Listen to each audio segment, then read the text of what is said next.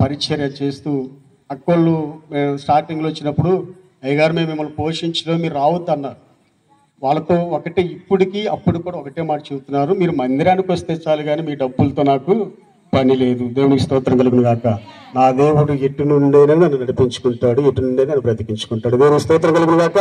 మంచిది. ఇంతటి చక్కని వాతావరణాన్ని, ఇంతటి చక్కని సహకారాన్ని అందించినటువంటి అందరికీ హృదయపూర్వకంగా వందనాలు తెలియజేస్తున్నాను. సంఘ పెద్దలకు, యవనస్తులకు హృదయపూర్వకంగా వందనాలు తెలియజేస్తున్నాను.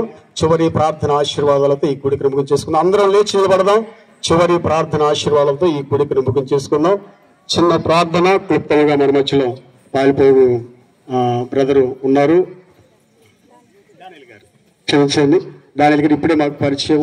వారు క్లుప్తంగా చిన్న ప్రార్థన చేసిన తర్వాత చివరి ఆశీర్వాదాలు మన మధ్యలో దైవజనులు ఉన్నారు, వారు కూడా మనకు ఆశీర్వాదాలు ఇవ్వడానికి సిద్ధంగా ఉన్నారు. కాబట్టి చిన్న ప్రార్థన చేసుకుందాం. సర్వోన్నతుడా, సర్వశక్తి గల తండ్రి, మా రక్షకుడా, మా విమోచకుడా, మీ నామమునకు స్తోత్రం.